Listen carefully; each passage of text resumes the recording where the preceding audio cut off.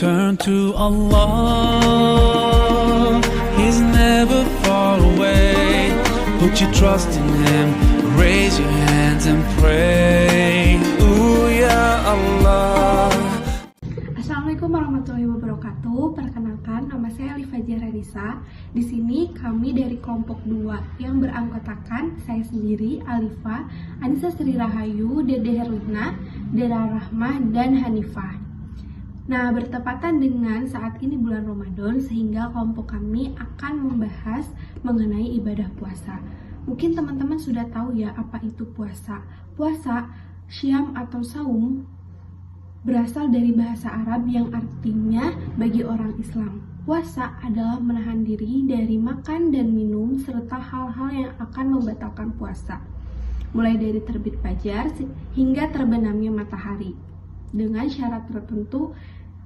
Nah, tujuannya untuk apa sih puasa ini? Untuk meningkatkan ketakwaan kita sebagai seorang muslim.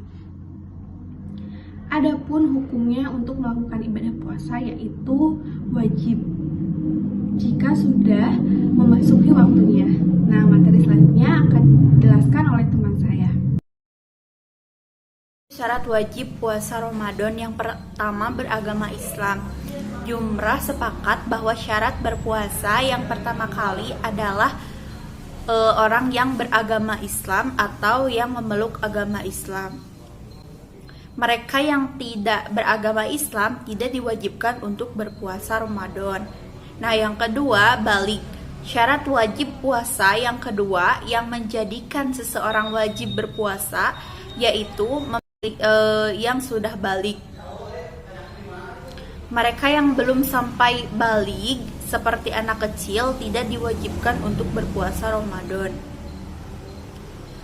Yang ketiga, berakal. Syarat ketiga dari syarat wajib puasa adalah berakal.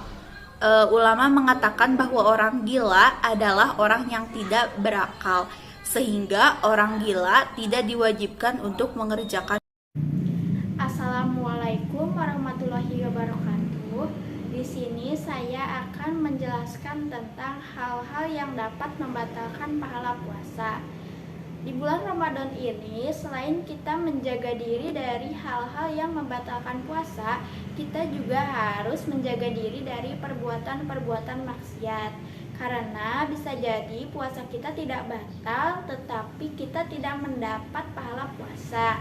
Seperti dalam hadis Rasulullah SAW yang artinya betapa banyak orang yang berpuasa namun dia tidak mendapat apapun dari puasanya kecuali rasa lapar dan dahaga.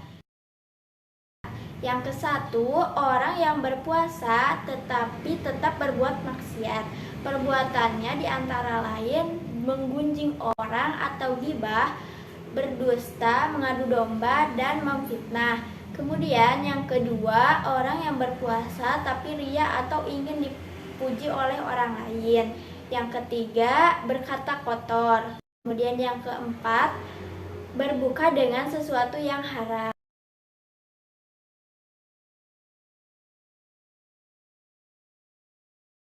Rukun puasa terbagi 2. Yang pertama, menahan diri dari segala yang membatalkan puasa sejak terbit fajar hingga terbenamnya matahari.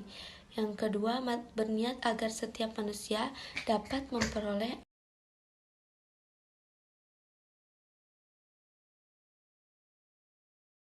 Di sini saya akan menjelaskan ada 5 golongan yang dimana itu diperbolehkan untuk berpuasa ya.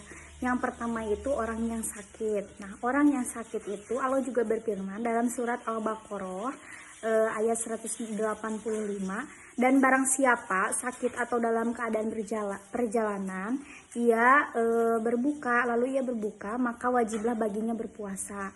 Nah, sebanyak hari yang ditinggalkannya itu pada hari-hari yang lain.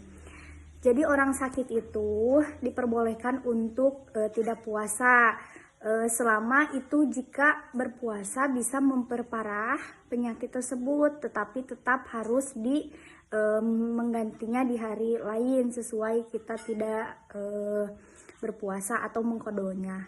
Lalu yang kedua itu yang musafir. orang yang sedang dalam perjalanan sesuai yang firman tadi di Al-Baqarah ayat 185.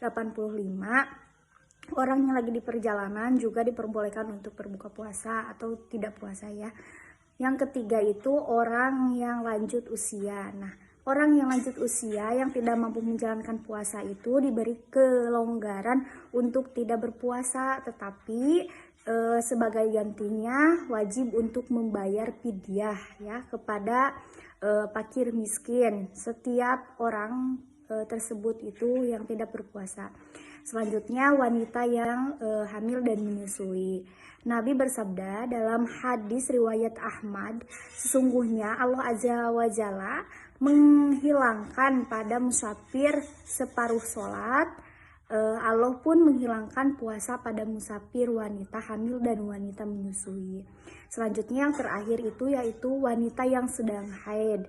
Nabi bersabda dalam hadis riwayat Bukhari, bukankah ketika haid wanita itu tidak sholat dan juga tidak puasa? Inilah kekurangan agamanya. Jadi wanita sedang haid itu jalankan untuk berpuasa, sholat pun juga tidak boleh karena keadaannya sedang lagi tidak suci.